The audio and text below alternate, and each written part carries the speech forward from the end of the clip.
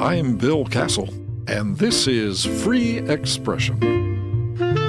This program is all about conveying the Christian message from a Catholic point of view and defending the liberty which makes it possible to do that. We examine online threats to young people created by artificial intelligence, and we consider the reality of grief.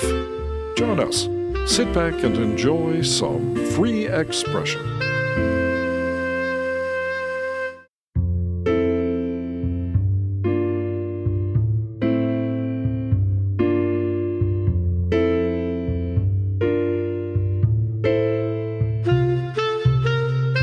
It's become common to hear about teenagers or young adults performing dangerous stunts, bullying, or playing harmful tricks on others, even committing crimes, all under the influence of social media.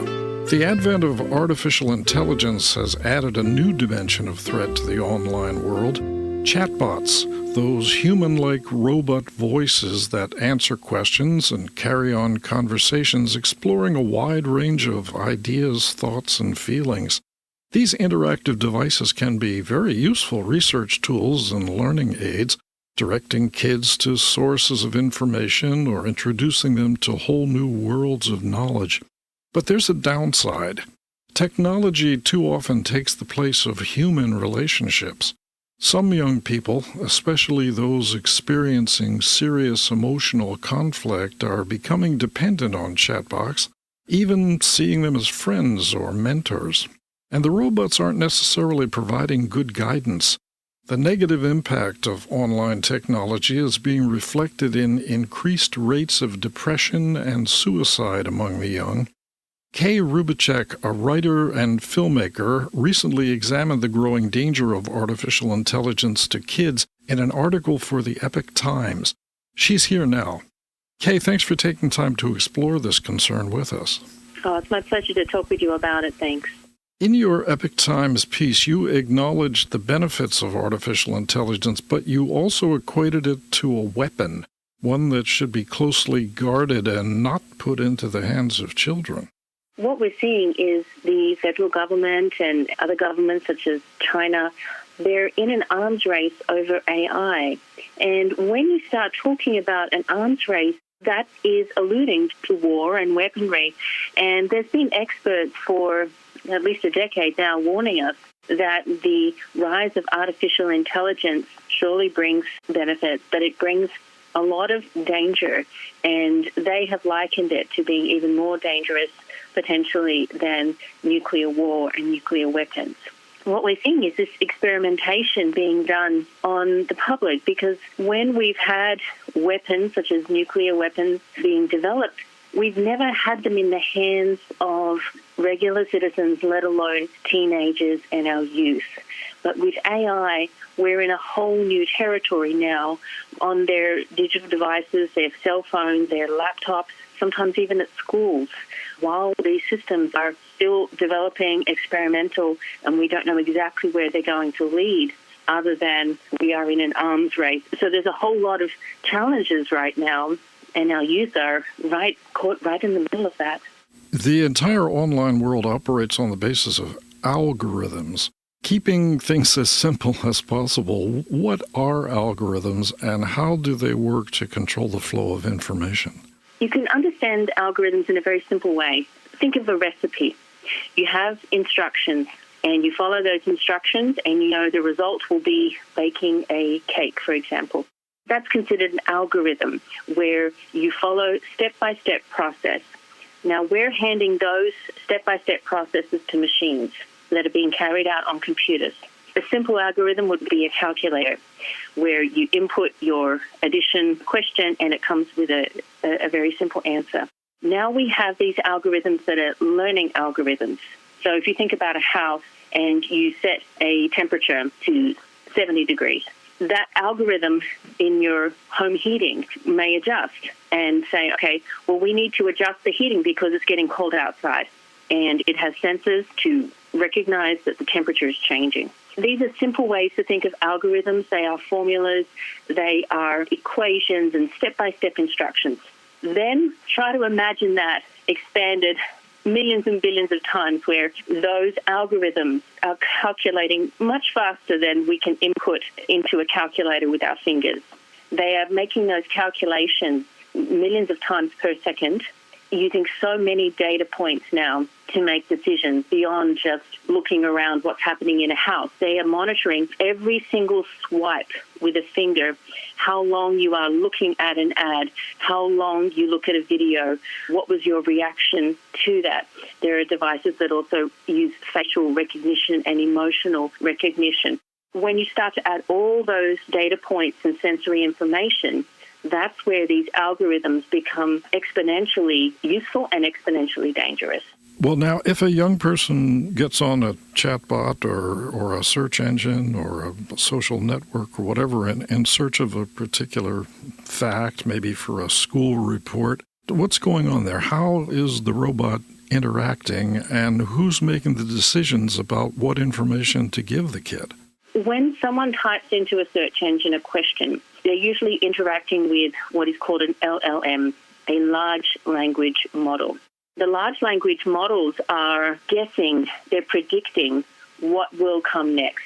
They're predicting that you are searching for an answer to a history question. They go through all of their data and they look for what is the closest answer to that history question, and based on all of the information that they have. Now, when these large language models were first released to the public, they were seen as pretty dumb.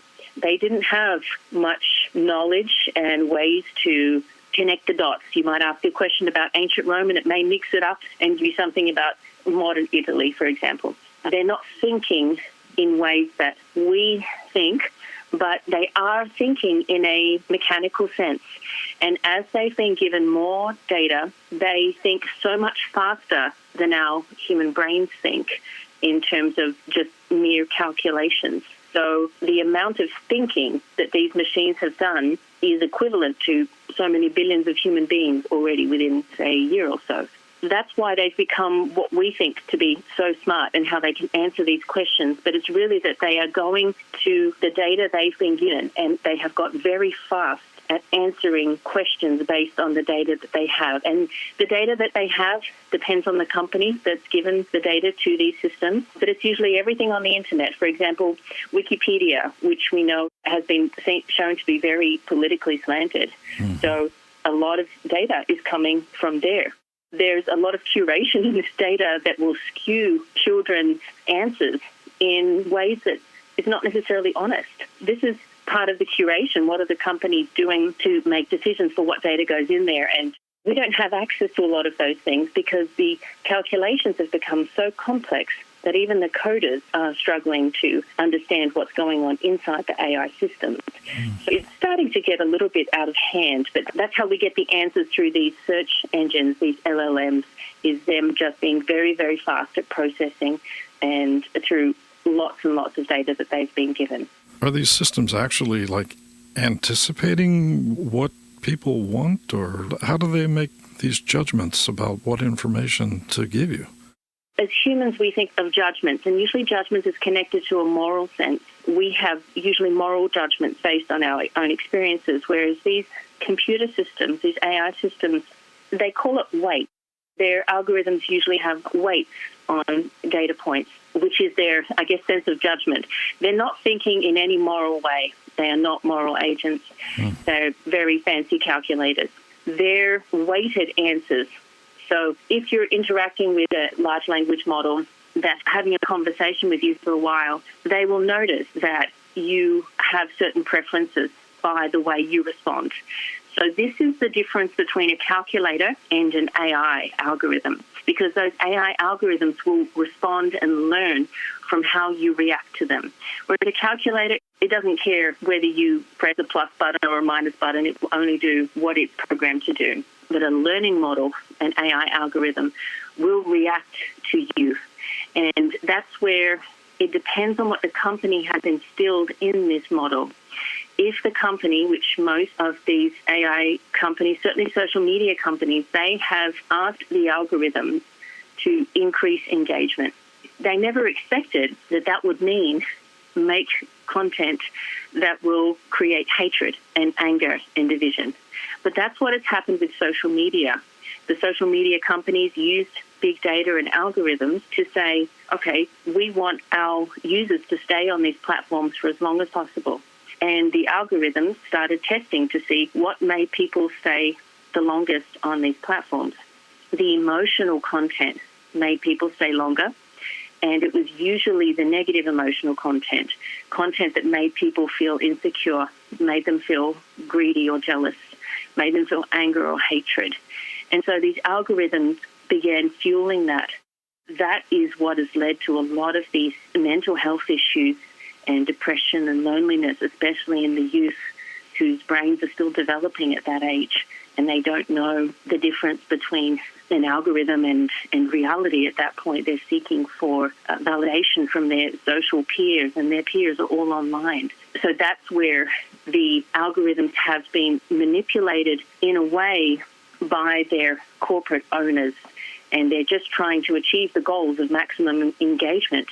But the result of that has been really quite devastating.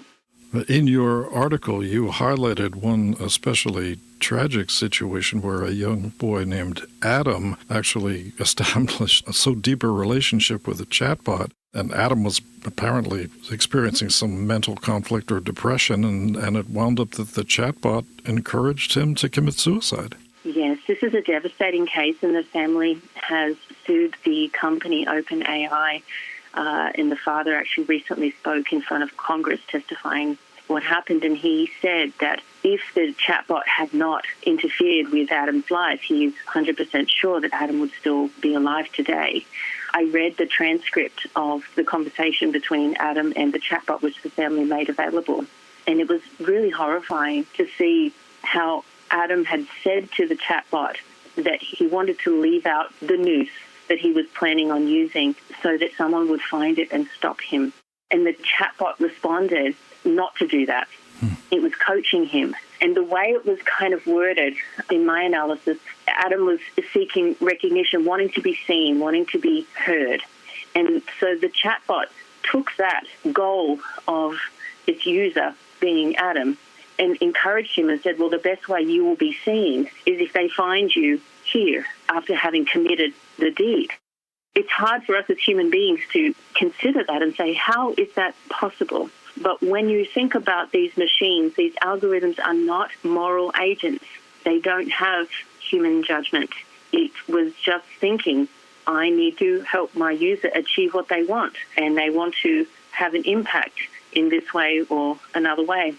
So Adam being vulnerable and a teenager who had become very isolated, especially because of the chatbot, had created that isolation and that wedge between him and his family. It led to him taking his own life. When I read the transcript, I really agreed with the father that he would be here if that chatbot had not interacted with him in that way, which is just, it's really devastating. What's the answer to this? I mean, right now there is so much excitement about artificial intelligence. I receive email blasts every day with investment opportunities and companies that are involved in this technology. But this is the big hot thing, and yet it carries such threats, such danger. How do we deal with this? It really is a challenge. And I think the challenge is staying human in the age of AI. We are seeing our culture being replaced, our human culture being replaced. For all of our known human history, we've only ever read books written by humans or listened to music written by humans or watched movies made by humans. But now all of those cultural forms of culture are being replaced piece by piece with AI-generated content. And as the AI gets better and better at it, it creates on itself. So right now it's processed so many millions or billions of human books, and it's now writing new books using that human content. But as it creates more and more, it starts to build on its own content from that. So the percentage of human content within what it's creating is less and less. And the experts who have been studying this for decades, they themselves call it an alien technology. So there is hype around it, but I really feel that a lot of the hype is a distraction from what we really need to be paying attention to. And I think that is human value. And the value that we have as human beings goes far beyond any machine.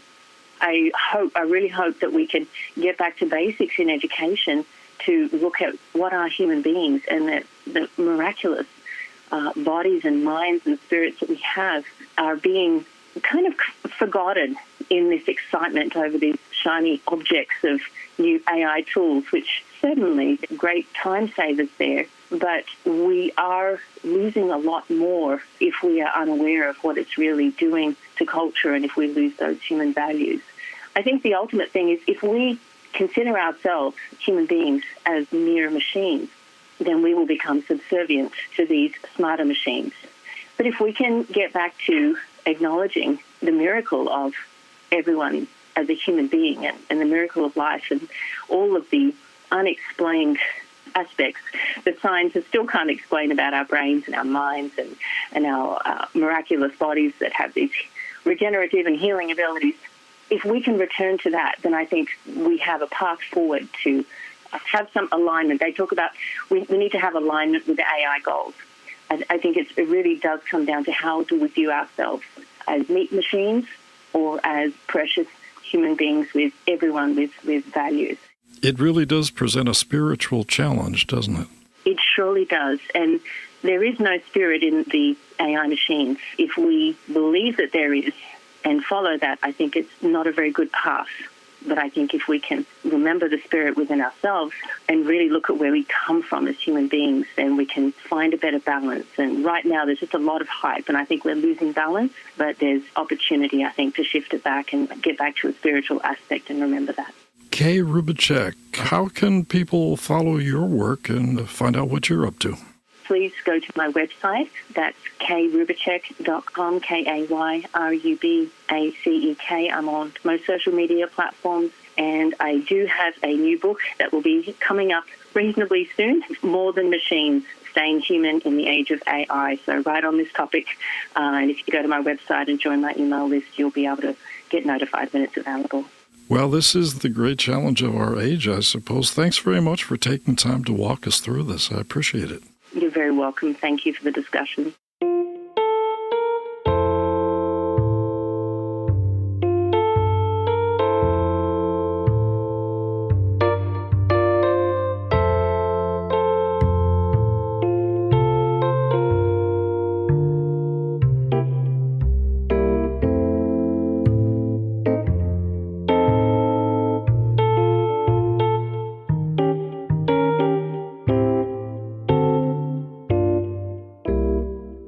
Psychologist Audrey David Heizer maintains that there are two types of people, those who have buried a loved one and those who will.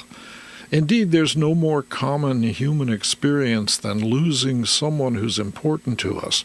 Grief is our shared reality. But how are we to cope with grief?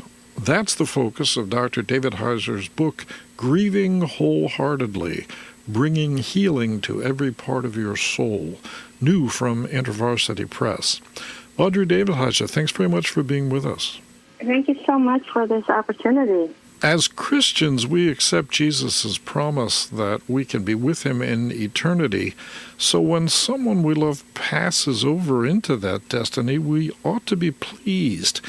Yet we experience death as a profound loss, often a seemingly senseless one, and it hurts. I'm so glad that you bring the distinction there, because we are happy for our loved ones that they knew Jesus and they were walking with him. We know that they're with, like my father. I lost my father 7 years ago. I have no doubt in my mind he's happy. He's with the Lord. But the rest of us that are left behind, it's not so happy, right? It's sad. It's filled with memories of, when my dad was here, we used to do this, that, and the other, or the opposite. If, I don't have a father anymore, therefore I can't have, the other day a neighbor cussed me out just because I asked that neighbor to turn down their volume. I mean, it was so loud that I could hear their music playing from inside my house with my doors and windows closed. So I was just asking, hey, do you mind lowering your volume? And he cussed me out. And the first thing that occurred to me was, if only my dad were here, he wouldn't like this man treating me like this. So the grief is real, and it pops up in times when you don't expect it. I certainly didn't expect to be cussed out, number one, but I also didn't expect that. The first thought that came to my mind wasn't so much, am I safe? Is he going to, swing a punch at me? It's that, well, I don't have a father here on earth that could defend me. So, yeah, grief is really real. And in fact, authors would say the depth of your grief actually shows the bond that you share with that person. And so if someone, or not just someone, if you lost something, like a job offer or a dream of sort, like maybe your engagement didn't work out, that's also grief. And the depth of your bond with that person, or the job, or, the house, the depth of your bond with that thing or that person will determine how much grief you have. Now, your book lays out a systematic approach to dealing with grief. Please give us a little summary of that. I'm a psychologist, like you said, and I practice what's called internal family systems therapy. And it is based on family systems, but it's basically applying the fact that we have family members on the outside in the external world and treating our internal world as though we had internal family members there. Or another way of saying it is we have parts. And at first blush, it might sound, well, what are you talking about? Are you saying that I'm crazy or I have multiple personality disorder? That's the old name. The current diagnosis is called dissociative identity disorder. No, I'm not implying that if you have parts that you are ID, essentially. No. This is probably the easiest way of explaining it. Pixar came out with a movie, Inside Out, a couple years ago, maybe 3 years or so. And then last summer, June or July of 2024, they came up with a sequel.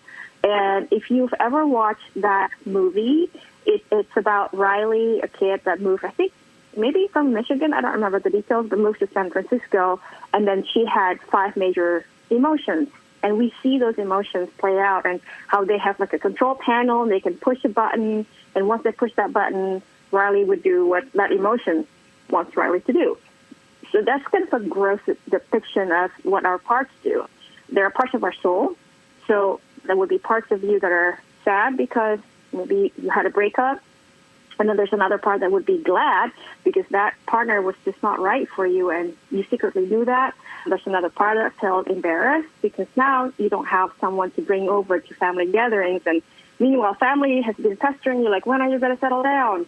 And so there are different parts of you that have a different array of emotions and wishes and thoughts about this loss that you experienced. And that, I would contend that that's a very human thing to have different emotions and different dreams and different feelings about something as emotion rich as loss. Like I said before, if you lose something and it doesn't mean anything to you, you will not develop emotions. It's just something that you don't care about. But if you lost someone or something special and you start feeling sad or you become teary-eyed, you can't sleep, you lost your appetite, all those are signs that whoever it was that you lost, or it could be a pet, I don't want to forget mentioning that thing or that person meant so much to you that your parts are getting riled up because of that loss. You run through a whole series of different emotions: sadness and sorrow, anger and rage, guilt and regret, fear, which is an interesting one, loneliness and isolation. I would imagine that if you are dealing with the loss of someone in whom you had invested a tremendous part of your life, all of those emotions might be striking you at some time. How do you sort through all of that and make sense of it? The first thing I want to say is when the grief is raw, so the loss just happened, just roll with it, which means sometimes you could feel a jumble of emotions and maybe do nothing but cry. Again, just the nature of grief, right? It comes in waves. So when it's really fresh, maybe that's all you can do. Just cry. Or try your best to still take care of yourself and eat what you can and sleep and be surrounded by people who love you. But can we talk about that later? Because people can be tricky too. They have parts too. So even they may be so well-meaning, like Job's friends, but they end up piercing our hearts. So at the early stages of grief, if you need to cry it out, if you need to be angry, if you need to do whatever it is, that's okay. as time goes on, maybe you can pick up this book, my book, the one that you referenced before, because there's a way in which you can start to get to know which are the dominant players in my system, who are the parts that need my attention, all these different emotions that you mentioned before. Sadly, for Christians, sometimes we have been taught that emotions are wrong, that they lie to us, and therefore it's easy to do that bypassing of saying, oh, well, the Apostle Paul said that we do not grieve as those who are without hope, implying you don't need to grieve because you know your loved one is at a better place. They're not in pain anymore. This is better anyway. It's their time. And we have these sayings that we say to one another, again, with good intentions. We want to comfort somebody, right, when they're grieving. But at the end of the day, the person who's grieving and hears those messages over and over again, it could create this feeling of, oh, well, I guess I don't have the right to be crying because, yeah, my loved one is in heaven, or I should be thankful. If someone just lost a child, for instance, and one of the messages they receive is, well, be thankful that the rest of the children are still here. Then again, if this person is wanting to cry because they lost a child, there might be guilt. Does that mean I'm not thankful because the rest of my children are intact and alive? If I cry over this one that has just died? It's as if that makes it all okay since you have that compensation. Exactly. The message of the book is that if you are grieving and you are dealing with different parts, well, one thing that would help is to ask your parts, because believe it or not, they respond to us. So just ask your parts, hey, one at a time, could you please give me some room to breathe? Don't flood me with all these feelings at once, and I can help these parts inside better if you all kind of take your turn. Well, where can people go to find out more about this book and perhaps purchase it? Amazon would be a great place. Just type Grieving Wholeheartedly or my name, Audrey David Heizer. InterVarsity also has a book page for resource if they want to read chapter 1 for free. They can do that on InterVarsity's website. But I can't cite the URL for you because I don't remember it. I just know that if you go to InterVarsity's website and type Grieving Wholeheartedly, the book will come up. Audrey David Heizer, Grieving Wholeheartedly, Bringing Healing to Every Part of Your Soul. Thanks very much for taking time to talk about this. As we said at the beginning, a common experience. We'll all be facing it at some point. It's something we have to take some time and think about in advance. Thanks a lot. You're very welcome. Thanks again for having me. Be with us next time when we explore other aspects of religious communication and look deeper into the great Christian heritage of free expression. Free Expression with Bill Kassel is a production of Good Shepherd Catholic Radio and Company Publications, where good books, good music, and good radio are always good company. Dan Curris provided technical assistance. Theme and incidental music are by Dan Adam. The program was produced and directed by Bill Kassel. This is Good Shepherd Catholic Radio.